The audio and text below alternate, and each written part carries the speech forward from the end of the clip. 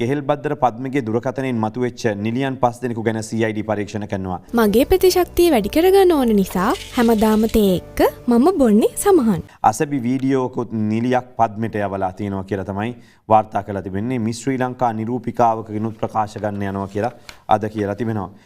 ඒ අනුව වුන් 6 දෙනාම අපරාධ පරීක්ෂණ දෙපාර්තමේන්තුව හමුවට කැඳවලා ප්‍රකාශ සටහන් කර ගැනීමට නියමිතයි කියලා සඳහන් කරලා තිබෙන්නේ. මේ ජංගම දුරකථනයේ ප්‍රසිද්ධ රංගන ශිල්පිනියක් තම පෙම්වතා සමගින් සිටි අසබි වීඩියෝවක් තිබිලා තියෙනවා කියලා පොලිස් ආරංචි මාර්ග කියා සිටිනවා.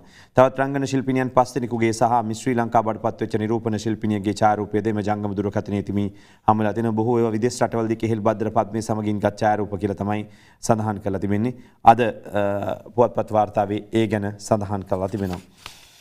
ඉතින් මෙමය ඉතින් අර ප්‍රසිද්ධ චරිත වුණාම ඕනම එක්කෙනෙක් ළඟට ඇවිල්ලා ඡායාරූප ගන්න එක ඉතින් නවත්තන්න බෑ.